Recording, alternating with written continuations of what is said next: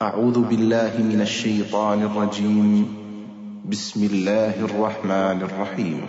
الحمد لله رب العالمين الرحمن الرحيم مالك يوم الدين إياك نعبد وإياك نستعين اهدنا الصراط المستقيم صراط الذين أنعمت عليهم غير المغضوب عليهم ولا الضالين.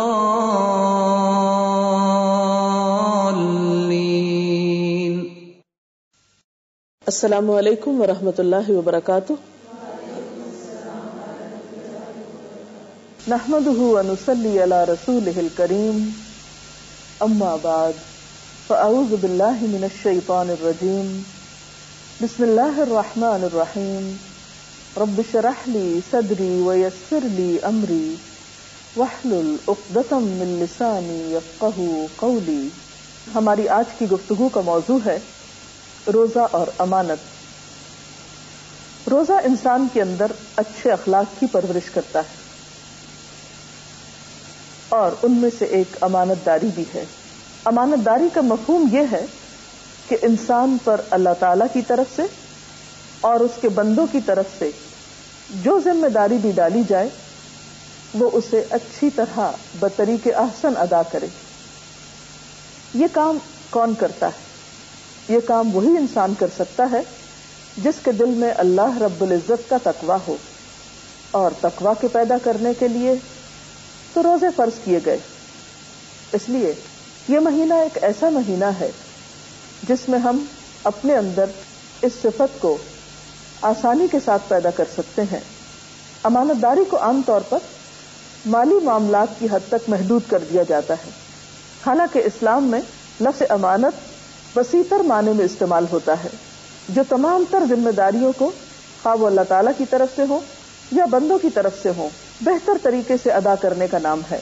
اس مفہوم کی وضاحت بخاری کی یہ حدیث کرتی ہے جس میں آپ صلی اللہ علیہ وسلم نے فرمایا ہے: کلکم راع وکلکم مسئول عن رعیتہ فالامام راع ومسئول عن رعیتہ والمرأة فی بیت زوجها راعیۃ وہی مسئولۃ عنہا والخادم فی مال سیدہ راع وہو مسئول عن رعیتہ. اس کا ترجمہ کچھ یوں ہے کہ تم میں سے ہر شخص نگران ہے اور ہر شخص سے اس کی رعایا کے بارے میں، اس کے زیر دست لوگوں کے بارے میں پوچھا جائے گا. نماز میں خیانت سے مراد کیا ہے؟ رکوع اور سجدے کا صحیح طور پر ادا نہ کرنا، یعنی رکوع کے لیے ہلکا سا جھکنا اور فوراً کھڑے ہو جانا، سجدے میں جانا اور مرغے کی طرح ٹھونگے مار کر اٹھ جانا، اور اللہ تعالیٰ کو کچھ بھی یاد نہ کرنا، جیسا کہ ایک حدیث میں ایک منافق کی صفت یہ بتائی گئی.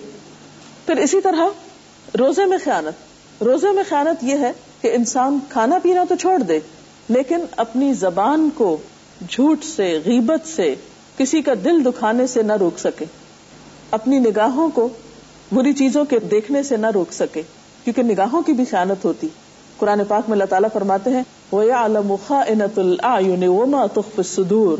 وہ جانتا ہے نگاہوں کی خیانت کو اور جو کچھ دل چھپاتے ہیں یا سینے چھپاتے ہیں، اپنے اندر جو بھی راز رکھتے ہیں اس کو سب پتا ہے، اس کے لیے کوئی راز نہیں ہے. اور گفتگو کی خیانت کیا ہے کہ کوئی شخص آپ کو امین بنائے، کوئی شخص آپ کو اپنا راز دے اور ساتھ ہی تاکید کرے کہ آپ اس کا ذکر کہیں اور نہ کریں، اور آپ اس سے وعدہ بھی کر لیں اور اس کے بعد پھر کوئی نہ کوئی تعویل کر کے بہانہ ڈھونڈ کر اس کی بات کو دوسرے تک کر دیں. آپ صلی اللہ علیہ وسلم نے فرمایا جب دوران گفتگو کوئی شخص ادھر ادھر دیکھتا ہے اس امر کا اہتمام کرنے کے لیے کہ کوئی اور تو نہیں سن رہا، تو اس کی یہ گفتگو تمہارے پاس امانت ہوتی، پھر تمہارے لیے جائز نہیں کہ تم اس کی اس گفتگو کو کسی دوسرے تک کرو. اسی طرح مجلسیں بھی امانت ہیں. آپ صلی اللہ علیہ وسلم نے فرمایا المجالس بالامانہ، مجالس بھی امانت ہوتی ہیں، یعنی وہاں پر ہونے والی گفتگو بھی امانت ہے. اس کا کیا مطلب ہے کہ جو بات جیسے کی جائے اسی رنگ میں آگے پیش کی جائے، اور اگر وہاں موجود لوگوں کی مرضی نہ ہو اس بات کو باہر کرنے کی، یا منع کیا گیا ہو کہ اس مجلس کی بات باہر نہیں جانی چاہیے، یا مثلاً ایک گھر کے اندر کی جو پرائیویسی ہوتی ہے، مثلاً آپس میں خاندان مل جل کر رہتا ہے اور ان میں ایک شخص اجنبی ہے مثلا نوکر ہے یا کوئی بھی اور شخص، تو اس کے لیے یہ گھر کی مجلس ایک امانت ہے. اس کو حق نہیں کہ وہ گھر سے باہر جا کر ان باتوں کو دوسرے لوگوں سے یا غیر متعلقہ لوگوں سے کرے. اسی طرح اچھا مشورہ دینا بھی امانت کا حق ادا کرنا ہے. آپ صلی اللہ علیہ وسلم نے فرمایا المستشار مؤتمن، جس سے مشورہ کیا جاتا ہے وہ بھی امانت دار ہوتا ہے. اس کو بھی اچھی طرح مشورہ دینا چاہیے اور ایسا مشورہ دینا چاہیے جو وہ اپنے لیے پسند کرے گا کہ کوئی اس کو اچھی رہنمائی دے. آپ صلی اللہ علیہ وسلم نے فرمایا جو اپنے بھائی کی کسی ایسے معاملے کی طرف رہنمائی کرے جس کے بارے میں وہ جانتا ہو کہ بھلائی اس کے علاوہ کسی اور چیز میں ہے، تو دراصل وہ خیانت کا ارتکاب کر رہا ہے. مثلاً ایک شخص آپ سے آ کر کسی معاملے میں کوئی مشورہ کرتا ہے، آپ کے پاس کوئی ہنر ہے، کوئی اسکل ہے، کوئی آ کے آپ سے پوچھتا ہے کہ میں یہ کام کیسے کروں، اور آپ اس کو اچھی راہ دکھانے کی بجائے، اچھی طرح وہ بات سمجھانے کی بجائے کسی اور بات کی طرف موڑ دیں اور اس کو پوری طرح اس چیز کے بارے میں نہ بتائیں کہ کہیں اس کا بھی بھلا نہ ہو جائے، تو یہ بھی ایک طرح سے خیانت ہے. ایک اور حدیث میں آتا ہے کہ بہت بڑی خیانت ہے یہ بات کہ تم اپنے بھائی سے جو گفتگو کر رہے ہو وہ اسے سچ سمجھ رہا ہو حالانکہ تم اس سے جھوٹ بول رہے ہوتے.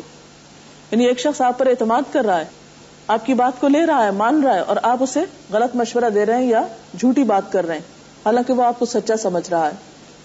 اسی طرح مالی معاملات میں امانت کے بارے میں قرآن پاک میں آتا ہے فَلْيُؤَدِّ الَّذِي اؤْتُمِنَ أَمَانَتَهُ وَلْيَتَّقِ اللَّهَ رَبَّهُ، پس چاہیے کہ ادا کر دے وہ شخص جسے امانت دار بنایا گیا ہو، اور چاہیے کہ اللہ سے ڈرے جو اس کا رب ہے.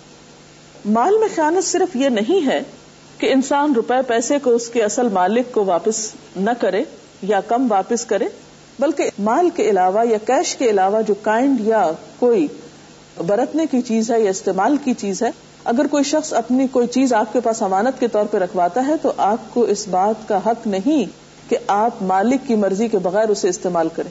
مثلا کسی نے آپ کے ہاں واشنگ مشین امانت کے طور پر چھوڑی، وہ شہر سے باہر کہیں جا رہا تھا یا اسے کوئی ایسی مجبوری پیش آئی، وہ رکھوا کر جاتا ہے چند دن کے لیے کہ واپس آؤں گا تو میں لے لوں گا، اور آپ کیا کریں کہ روزانہ اس میں کپڑے دھونا شروع کر دیں اس کی اجازت کے بغیر، تو یہ کیا ہوگا؟ ایک طرح سے اس کی امانت میں خیانت ہوگی. یعنی کسی کی کوئی چیز بغیر اجازت استعمال کرنا جبکہ اس نے وہ استعمال کے لیے نہ دی ہو، امانت کے طور پر دی ہو، یہ سب کچھ خیانت میں آتا ہے. قرآن پاک میں اللہ سبحانہ وتعالی نے مومن بندوں کی جن صفات کا ذکر کیا ہے ان میں سے ایک امانت اور پاسداری بھی ہے. سورۃ المؤمنون میں کامیاب لوگوں کی صفات جو بتائی گئی ان میں سے ایک یہ ہے والذین هم لاماناتهم وعهدهم راعون، کہ وہ لوگ اپنی امانتوں اور عہد کا پاس رکھتے ہیں، ان کی نگرانی کرتے ہیں.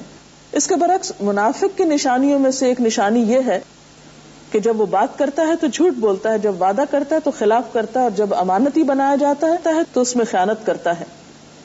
مسلم کی ایک روایت میں آتا ہے کہ خیانت کار جو ہے خواہ وہ نماز روزہ پڑھے لیکن اس کا کوئی دین نہیں. آپ صلی اللہ علیہ وسلم نے فرمایا کہ والخیانۃ ضیاء الدین، کہ خیانت کرنا دین کا ضائع کرنا ہے. آپ صلی اللہ علیہ وسلم نے ایک ایسے دور کی پیشن گوئی بھی کی تھی کہ جس میں امانت ختم ہو جائے گی. حضرت حذیفہ کہتے ہیں کہ پھر آپ صلی اللہ علیہ وسلم نے اس امانت کے مٹ جانے کا حال سنایا اور فرمایا کہ پھر حال یہ ہوگا، یعنی ایک وقت آئے گا کہ لوگوں کا حال یہ ہوگا کہ آدمی سوئے گا اور امانت اس کے دل سے نکال لی جائے گی اور اس کا ہلکا سا نشان رہ جائے گا، پھر سوئے گا تو امانت چلی جائے گی اور آبلے کی طرح کا داغ رہ جائے گا جو اٹھ تو جاتا ہے لیکن اندر کچھ نہیں ہوتا. لوگ لین دین کریں گے لیکن کوئی امانت دار نہ ہوگا.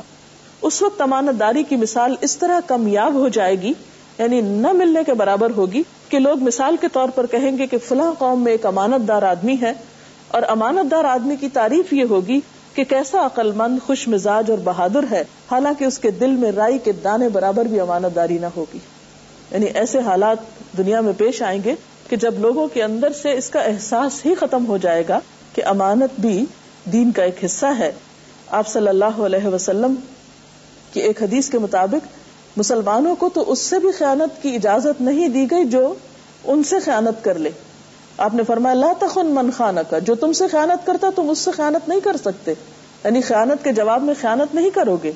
پھر اسی طرح آپ صلی اللہ علیہ وسلم کے بارے میں حضرت انس کہتے ہیں کہ آپ صلی اللہ علیہ وسلم کا کوئی خطبہ ان الفاظ سے خالی نہ ہوتا تھا، لا ایمان لمن لا امانت لہ ولا دین لمن لا عہد لہ، اس شخص کا تو ایمان ہی نہیں جس کے پاس امانت نہیں، جس کے اندر امانت کا پاس نہیں، اس کا ایمان ہی نہیں، ولا دین، اور اس کا دین ہی نہیں، لمن لا عہد لہ، جس کے اندر عہد کی پاسداری نہیں۔ تو اللہ تعالیٰ سے دعا ہے کہ وہ اس رمضان المبارک میں روزوں کی اس تربیت سے ہمارے اندر بہترین امانت پیدا کرے۔